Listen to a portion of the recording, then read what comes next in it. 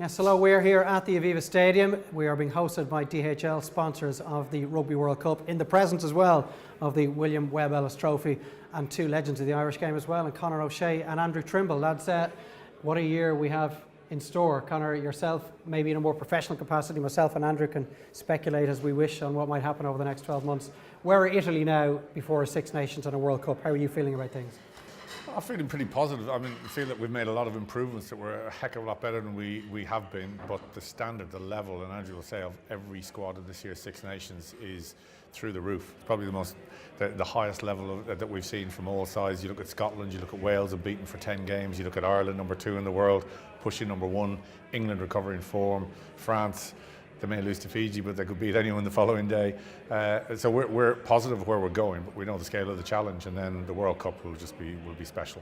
So where does the Six Nations come in terms of priorities in a World Cup year in comparison to how it may look on your horizon in other seasons? No, your next game is the biggest game, and we have Scotland in the first game, and we're not looking past that because we have to create a habit in terms of the level of performance we have. And we came so close to turning Scotland over in last year's Six Nations. Probably, a bounce of a ball here and there decided that game, and Greg Laidlaw kicks the penalty in the last minute of the game to win for Scotland. So we just have to look and worry about the level of performance and the intensity we bring to matches. And if we play like we did against Australia, Georgia, Japan, Scotland, those sort of games, will be more than competitive. And then you come down to little moments in games that need to go your way. So we'll go in positive, we'll go in preparing to win, but we'll also go in realistic.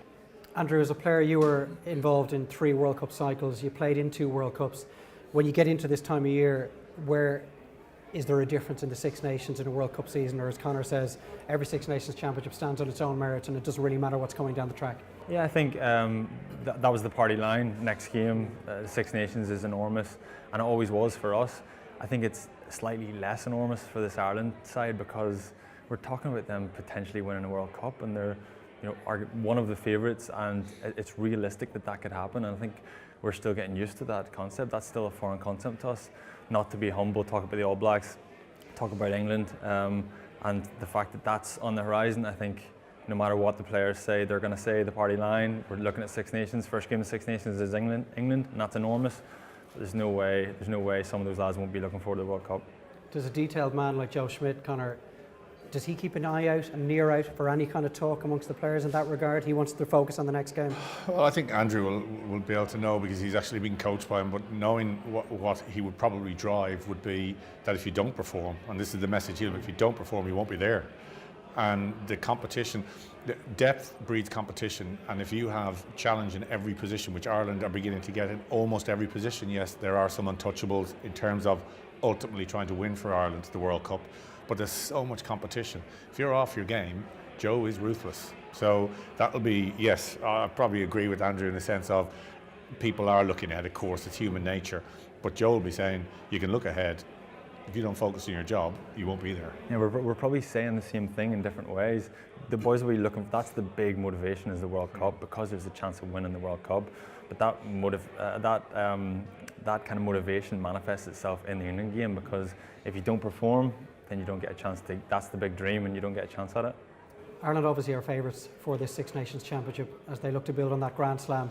That's fair enough from your point of view? They are the standout team right now? They're the standout. I'm not going to talk about Italy because we weren't going to try and bring to the Six Nations, but when you look at all the other sides, you look at Wales, you look at their draw for this particular Six Nations and who they have at home. They're unbeaten in 10 international matches. That it takes some going. So they're going to be a force to be reckoned with.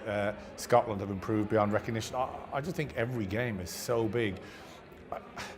Will there be a Grand Slam this year? When you look at the depth of competition and how tight, if someone wins a Grand Slam this year, it will be an unbelievable achievement because I just can't see everyone not winning and getting a big scalp. And but it's hard to call because of the standard and the level. I don't think I've ever seen a 5 or 6 Nations championship with the level of performance of all teams being where it's at the moment. It's incredible. And Andrew, traditionally we would have looked on the odd years as being Ireland's best chance to win a Six Nations championship when we have the English and the French at home, whereas last year we went away and won the Grand Slam. How do you see this year with the huge game obviously first up that Saturday afternoon against England? Yeah, that's enormous, and as you say, these were always the years where we thought we had a chance. That's kind of turned on its head now when you look at some of the performances of Scotland and Wales, the form Wales are in at the minute, and then going to Rome's a tough gig as well. So I think that's just on its head, and that's a thing of the past. Looking to every other year, they proved that they can do it last year, and this year there's just so much competition, and there's going to be a couple upsets, as Conor says. It's very unlikely that someone's going to win a Grand Slam this year, because maintaining that level of performance week in, week out, and the level of intensity that they're going to be playing against in the Six Nations everywhere, every single week, is great. We're being spoiled as viewers, as rugby supporters. We're talking about the World Cup, but you know, we're being spoiled by Six Nations as well. When we look at that first game, Conor, England probably a bit sore. We snatched the Grand Slam off them 2 years ago here when they were preparing to party. Then we go and get the job done ourselves on English soil last year. So they probably feel they've got 1 or 2 scores to settle. Yeah, and it's like the next couple of weeks of Heineken Cup matches, you know, in terms of injuries to key players will be key. But even Apollo is just coming back into, you know, played his first game last week.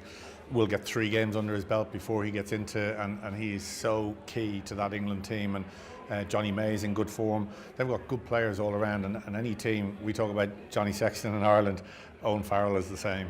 This driven competitor that makes people around him play better and drive to be better. So, you know, England had a dip last year post lines, which everyone put to one side and said, it's not. It's historically, you look at the team that provides the most to the lines probably suffers. If they get their players fitting on a pitch, they're going to be, you know, very, very. I mean, what a game to start. I'll be focusing on Scotland and Murrayfield as opposed to Ireland versus England. But what a game for. There's a bit of a fight in the O'Shea household in Dublin to try and get the tickets for that one. The 2 tickets you get as an ex-international. I should think the O'Sheas would probably be okay when it comes to the tickets. Andrew, what was your best England-Ireland memory? Because you're involved in a couple of huge days where an Irish team walked off the better of the game. Yeah, a few big ones. Croke Park was obviously a big one.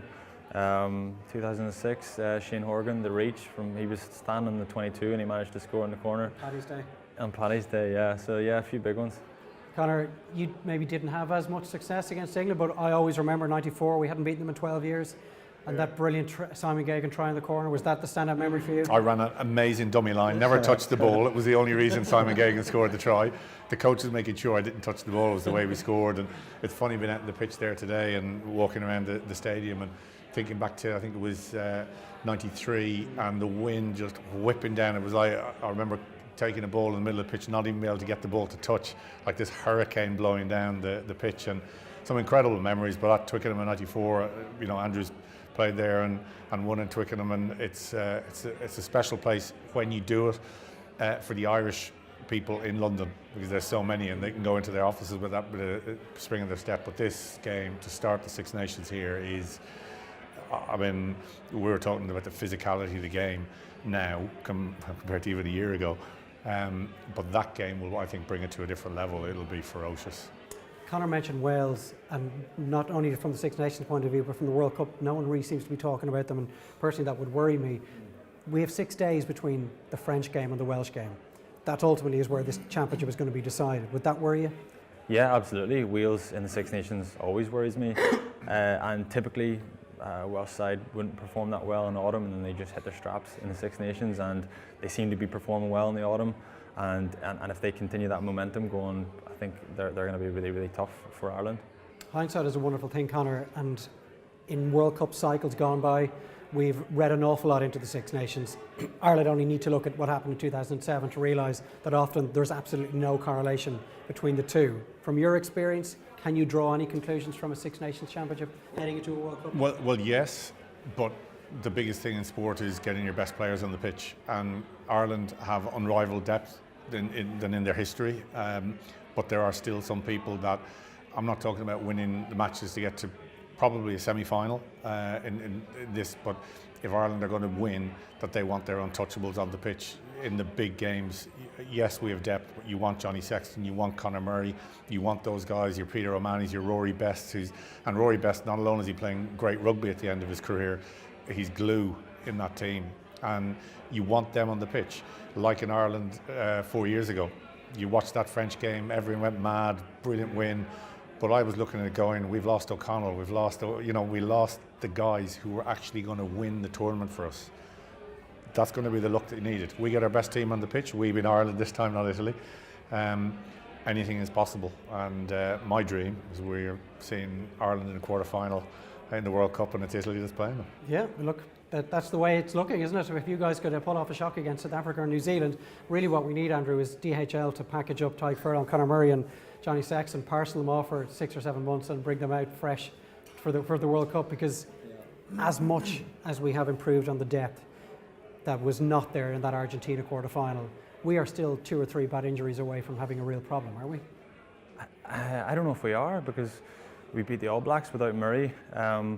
Sexton's obviously the one. If you lose Sexton, as Leinster are going to probably learn this weekend, then they have to dig deep, and it's a big ask for whoever comes in there. But I think we're almost getting a little bit smug with our mind, the strength and depth in Ireland, and it's a really luxurious place to be. And I actually thought you were going to say there, why don't we just parcel the boys up, keep them fresh for the knockout stages in the World Cup, and then keep them safe for the semi-final. But it's at that stage you bring guys in, and there's so much strength and guys coming in and pushing them, and I think that's going to enhance the performance of the first liners as well.